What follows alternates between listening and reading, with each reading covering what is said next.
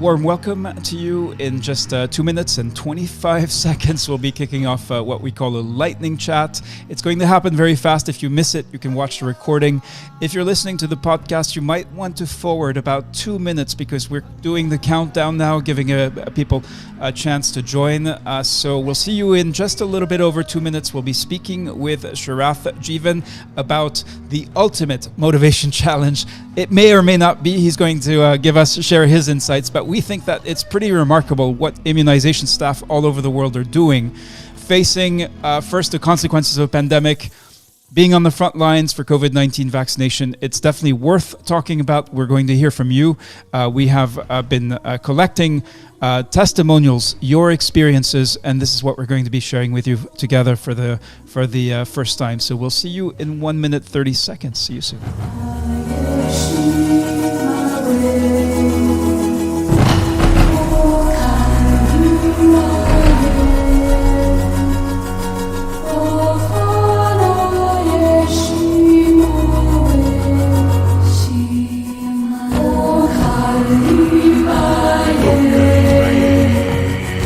Got about 1 minute and 10 seconds to go before we kick off this lightning chat.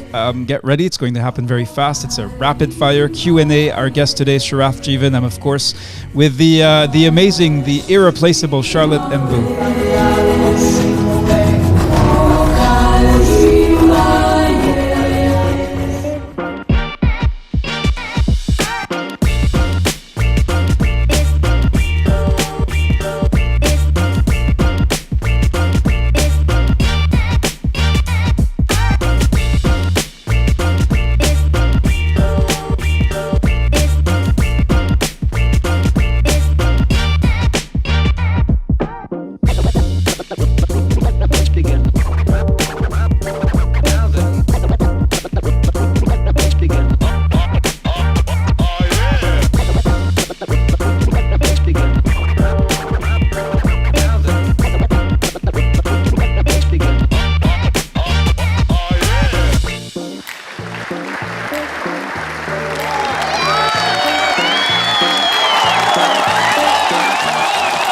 Good morning, good afternoon, good evening. This is Reda Sadki from the Geneva Learning Foundation. I'm here with the amazing Charlotte Mbou, and we're delighted to welcome Sharath Jeevan. He's the author of the book Intrinsic. The lightning chat for today has been prepared by by the Foundation's Insights Unit. You'll be seeing for the very first time completely new data coming straight from the front lines of global health. Today's lightning chat is going to be available through our podcast, so that's perfect. If you have poor connectivity, you can listen to this just like radio, except it's on demand. Now, by joining today's live stream, you've just connected with the world's largest platform for immunization professionals. As of today, we're reaching 42,151 colleagues from all over the world. What is this about? This is 1,300 more than just 8 days ago. And that was when we launched the movement, the call to join the movement for Immunization Agenda 2030. You can go to this URL that you see on your screen to learn about the world's strategy to achieve the global goals for vaccination. Now, today, for this lightning chat, we're here to talk about a very important question and to really open a dialogue about this. How do you keep going to work every day to continue the vital work of immunization? This we are going to explore at the 5th edition of what we call TeachToReach. This is a unique quarterly networking event. This is on the 4th of March 2022. Sharath Jeevan is going to be there to listen to your stories of motivation, and he's here today to open the dialogue. So, Sharath, we understand how you become a doctor, a lawyer, an accountant. In a world where what it means to be an expert is changing so rapidly, how does one become a global expert on the question of motivation? Yeah, Reda, thanks so much for the invitation. What a pleasure to be here, and what an important group. I can't think of a more important group in the world right now. And I got into this really by accident. I'm an economist by training, but I founded the world's largest intrinsic motivation initiative called STIR Education, which is all about the question of how do we help public school teachers around the world particularly in places like India, East Africa, Indonesia, etc., to keep their motivation. And a bit like immunization professionals, there were a lot of challenges in the external environment, ranging from a compliance-driven culture all the way through to just huge pressures on the public systems. The initiative I ran reached about 200,000 teachers, a big well done on the milestone today, which is amazing, about 35,000 schools and about 7 million kids. And from that, I learned a lot about how to take some of the research that we know works in terms of motivation and apply it practically into how we set cultures in organizations and workforces. And I advise a whole range of organizations, from the government of Kenya all the way to leading companies like L'Oreal, to leading universities like London School of Economics, on questions of motivation. And delighted to be part of this conversation today. Wonderful. Now, motivation is, of course, this shared human experience. We all know when we do something because we want to. So tell us, what are the 3 most surprising lessons that you have learned about motivation that no one else knows? So I think the 3 things that are really almost counterintuitive, and it must take a while to digest, certainly the case for me. The first thing is that we're all born with a high degree of intrinsic motivation. And by that, I mean motivation to do things not because there's a reward at the end, but because we genuinely believe in that thing and find it rewarding, fulfilling, and satisfying. So the first piece of good news, I think, is that that intrinsic or internal motivation drive is very strong in all of us. The second insight is that we can often end up, though, in work environments and cultures that can undermine that motivation over time. And so it's not because we're bad people, it's just because we're social animals as humans, right? We tend to respond to the cultures around us that can be undermined. The third, final thing I'll say, which is really powerful, is that we can reignite that, right? That there are ways to work both as individual immunization workers, but also as leaders in the system to build that sense of intrinsic motivation back and find that inner drive again, using these concepts of purpose, autonomy, and mastery. We'll go more into depth on those, but the good news is there's a lot of hope and optimism out there. So your work, Sharath, focused on teachers' motivation. Health workers and teachers both play a critical role in our societies. And like teachers in some countries, immunization staff may be poorly paid, under-recognized, working with antiquated equipment and tools. And so through your lens of motivation, what is different and what is similar between teachers and health professionals? Yeah, thanks, Jordan. I researched a lot about the health workforce for my book, Intrinsic, that you mentioned before. Also did a talk for WHO a little while ago and got to know quite a bit. I should also say I'm the son of doctors, and my whole family is from the medical profession. So today in my household, I was very, very alive to the realities and challenges of the health workforce. So I think the key similarity, I think, is that if you think about purpose, that first pillar of intrinsic motivation, I define purpose as how our work helps and serves others. Obviously, we can think of few better examples than immunization, especially in the current climate, that really provide that role well. But I think often, again, we can lose our sense of purpose because we get caught in the day-to-day challenges of our work, and we forget that sense of personal purpose. So that was one thing I found, for example. So in teachers that often say things like, I feel pressure to cover the syllabus or do well on an inspection of my school, rather than serve the communities and the young people. So keeping that sense of purpose being paramount, that's one parallel. The second thing is around autonomy. And I define autonomy as feeling at the wheel of our lives and really being able to be professionals in the way that we want to, and that we're trusted as professionals as well. And again, I think in both health and education, there's been important changes in management systems and cultures. Part of the challenge of that, and part of this kind of target-driven culture we're often in now, is that it can often feel like a fear and compliance-based culture, right? Where often an immunization work can feel like my job is to, deliver this many vaccinations today, not about making that difference to that patient or that member of the community. So that sense of autonomy can be undermined in both contexts. So the last thing I'd say is, both immunization professionals and teachers, they work alone a lot of the time, right? They're often in rooms or surgeries or health facilities where they have to deliver important work. they don't get a chance to talk to each other very often. I saw that in your survey. And so ways that we can build a sense of mastery, becoming better and better professionals, and doing that through peer experiences where immunization professionals and teachers can learn from each other. That's a very, very powerful way to keep being motivated to that last drive. So on purpose, on autonomy and mastery, I think there's a lot of commonality between these two really important professions, as you said. Now, at the 74th World Health Assembly, the Director General called for a broad social movement for immunization that will ensure immunization remains high on global and regional agendas and generate a groundswell of support or social movement for immunization. So we at the Geneva Learning Foundation, we're calling on immunization professionals to help create this movement to achieve the goals of the world strategy for immunization for this decade, Immunization Agenda 2030. We say people opt in, they join because they want to. Can you tell us from your perspective, what is powerful about that? And is there a kind of Achilles heel to intrinsic motivation? I have such a big resonance and really believe in the idea that you mentioned, because, as I mentioned with STIR, we also built a movement of teachers who are committed to social change. And we reached, as I mentioned, 200,000 teachers in about 35,000 schools.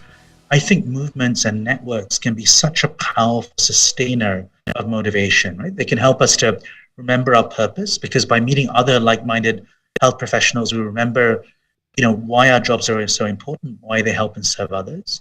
They can give us a better sense of autonomy, because we can recognize by talking to other peers and being part of a movement that we have more freedom than we often think in terms of how to deliver our work. And we can use each other as a support mechanism in achieving that. And lastly, as I mentioned, mastery. We can learn from each other. There's so many things we can learn, not just about the technical aspects of being an immunization professional, but also the softer human aspects. How do you talk to a patient or a member of the community? How do you try to persuade a vaccine cynic? How do you try to softly influence families and communities? These are so core to the role of this important profession. Often we can develop those skills not by reading textbooks, but by learning from others in learning communities as well. And finally, there's that piece around structural change. We know that we need to change health systems to make these key workers more important. The movement you're building is so important, so everyone feels part of this professional movement and a wider movement for change. Now, in just over the last week, almost 3,000 professionals from 80 countries have said, I want to be part of this movement for Immunization Agenda 2030. More than 80% of the people joining work in districts and health facilities. More than half are civil servants, government workers working for their Ministry of Health. So we asked you who responded to this call about your motivation. And here are the questions we asked you. So both of them are based on these evidence-based scales, Utrecht and SIMS. The first set of questions are ones where we asked you to say, how often do you feel this way? Bursting with energy, strong and vigorous, going to, you feel like going to work when you get up in the morning. And then we asked you more open qualitative questions where you could tell us whatever you wanted to share about the worst and best part of your jobs. Those are the questions. Now let's see what you told us, what you shared. And first, we asked people why they do their work. And so more than half say that it makes them feel good. And almost a quarter say they do their work because it's interesting. Now, Sharath Jeevan is our guest, our guide on the side to help us make sense of this collective experience. He's the author of the book Intrinsic about, you guessed it, motivation. Now, I want to say we recognize this is a very biased sample of people who are motivated to join the movement for Immunization Agenda 2030. Can you help us decode these responses through the lens of motivation? For example, if I'm the boss of a person who's working for the top reasons here, what difference does that make? And conversely, if I work because let's say I feel like I'm just supposed to do my job, how does that difference in motivation matter? If I looked at that scale again, Rita, the first three elements I'd call more intrinsic drivers of work, right, of motivation, around the idea that I enjoy my work and also I feel it's interesting. I think that's really encouraging that the majority of participants, I realize there's some, as you said, some bias is potentially in the sample, potentially, we don't know. But even so, that's very positive that most health workers are feeling, most immunization workers are feeling that those two key levers, that's really, I'd say, the purpose lever about, I really want to, and I can see the difference I make, that first piece. The second thing around mastery, about wanting to come better and better, those are important drivers. I would look at the last three scales, though, which were not so positive. It's a minority of the sample, but it is a bit worrying. If I go back to that, for example, this question of something I have to do. I know you and I were having a little bit of an email thread about, is that because of duty? In general, that's not usually the case. So in other industries, so that usually tells us that maybe they're going because they need to pay the bills, right? And they will have to fulfill financial commitments. The other piece is around these demotivator factors. I think it's really important to address those at the bottom three of those scales, because what can happen is if we do end up with, even if it's a minority of people, but a significant minority who are feeling that culture around them is not so positive and not so nurturing and supportive, it can spread. It's a bit like a cancer itself, and it can kind of contaminate the wider workforce as well. So I think it's really important that we double down very strong on those positive elements, and clearly some very good things are happening. Last thing I'd just say is, obviously we've been in a very unusual time where the value of our health immunization workers has never been more apparent to the world. That may not obviously last all the time. We hope it will, but of course, in terms of media and public recognition, that's been a little bit like a stimulus for us, right, to keep going. It's also been pretty exhausting, I think, for the immunization workforce. So when that goes in the coming months, we've got to make sure that these positive motivational trends sustain, even as perhaps COVID-19 becomes less prominent in the headlines and so on, or other vaccination efforts. Hope that makes sense in terms of my reading of those. Thanks, Sharath. How often are you bursting with energy when you go to work? That was the second question we put to immunization staff who are joining the movement for Immunization Agenda 2030. And so here we have, actually, I think this is our lowest mean from a sample of 2,940 self-selected applicants. A 0 means never. I never feel bursting with energy. A 6 means every day. A 3 is a few times a month. Not going to lay out the entire scale here, but what does a 4.2 out of 6 mean? How do we learn to read motivation? And I guess every sort of field is different. It's hard to sometimes compare across sectors. But I think first of all, the 4.2 is not bad. I think in terms of the broader scale, first of all, which is good and positive news. I would say though, given remember, I think if I got the definition right, it's a number of times per month, right? This is the number of times you're bursting each month. Is that correct? Yeah, so like a 4 is once a week you're bursting with energy. A 5 is a few times a week. Okay, got it. So so again, I guess the bar there is not that high, right, in terms of what we're asking people. So I would like to see if we could, over time, move more and more of the distribution to the end of the scale. So I don't think it's unrealistic to expect, given how important this, our critical work is in the immunization field, it should be spread further across there. So I think what I'd say there is there's something for leaders in the immunization field to think about. How do we create a culture where every day people feel that burst of energy? Right now it feels like it's happening, which is good news, and that showed up in the previous data, but it may not be happening every single day. And this is common, like not every day is perfect. Many challenges happen, as we know, in any job, if one as challenging as this. But I think my tip here would be to ask leaders of the services in districts and so on to keep helping immunization workers remember their sense of purpose, their sense of a personal mission statement. And so let me give you an example of my personal mission statement. I help organizations and leaders to reignite inner drive by writing, coaching, and consulting. Right? So I help organizations and leaders to reignite inner drive by writing, coaching, and consulting. I believe all workers should have a personal mission statement for themselves. So even when you have a bad day, you have that 15, 20 word sort of summary that reminds you why you do what you do. And that can help you keep motivated, even in very challenging situations. I saw from the survey, often equipment might not be coming on time. There may be issues with supply chains, you name it. But still putting that in, saying, even though it was a tough day, I felt energized. I think that is realistic. So there's more work I think we can do to improve that motivational climate for all immunization workers, so it happens every day.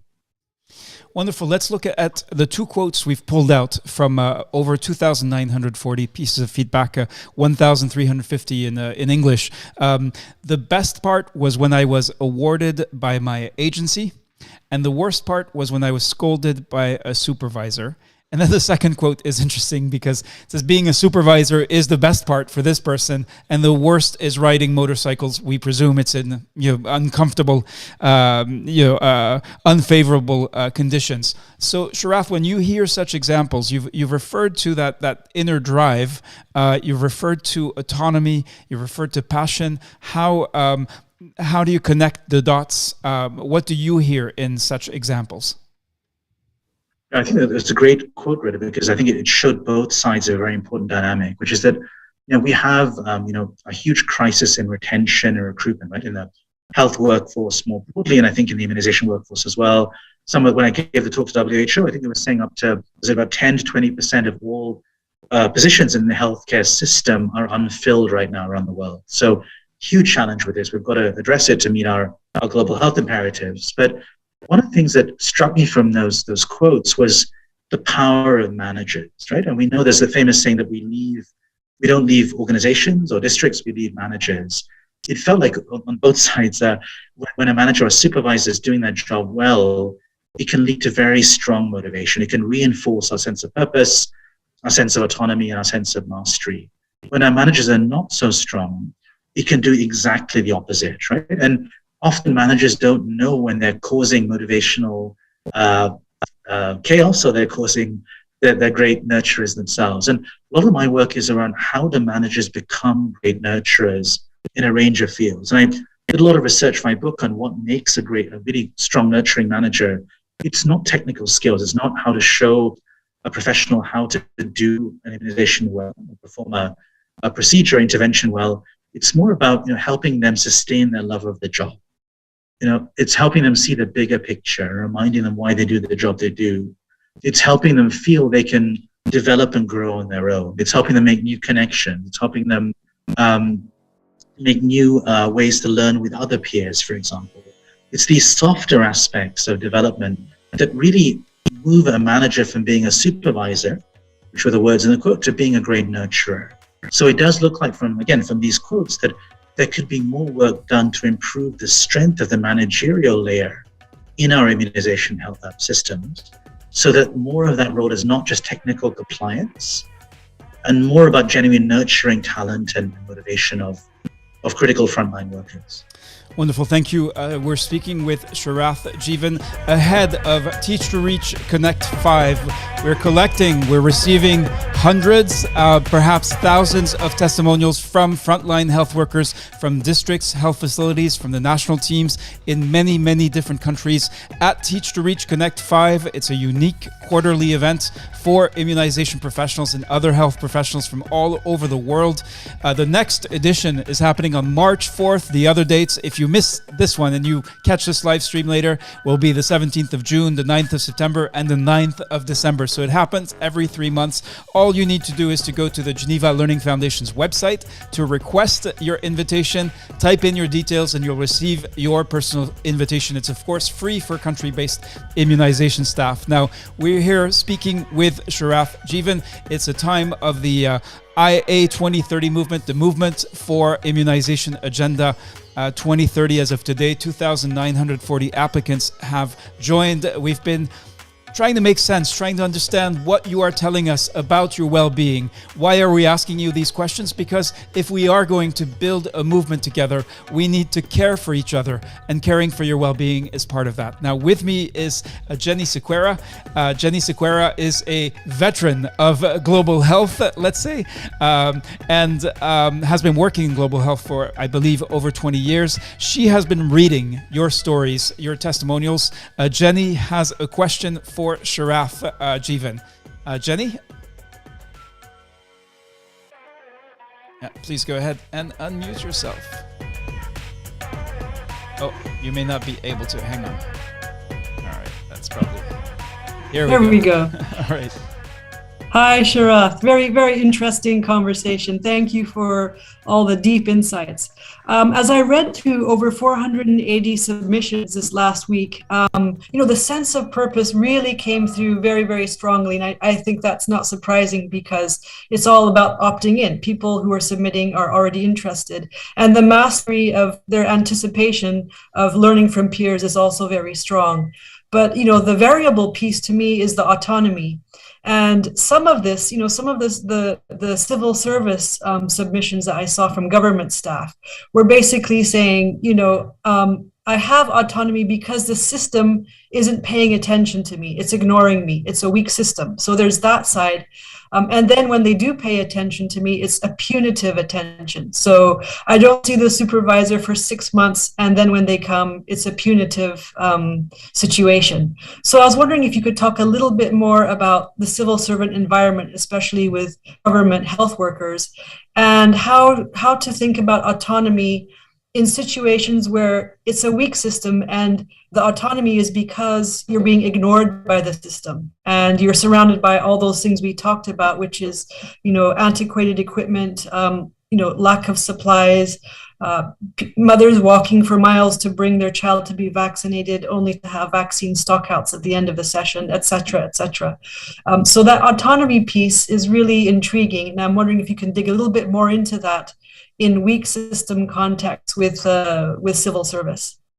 Thanks, Jenny. A really powerful point that you made there, and clearly from lots of survey responses. So I think there's a lot of work I do around this concept of guided autonomy, Jenny, where the point is that, we can't be Clint Eastwood, right? We can't go off and just do whatever we want. We work in a government system, in a public system.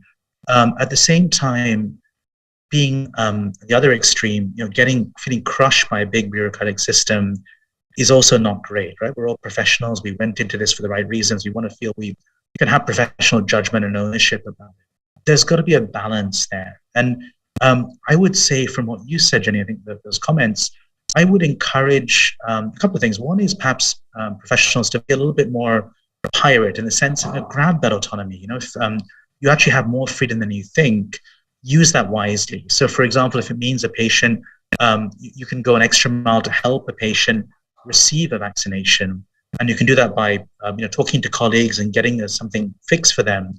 Do it. Try to take that human lens on it.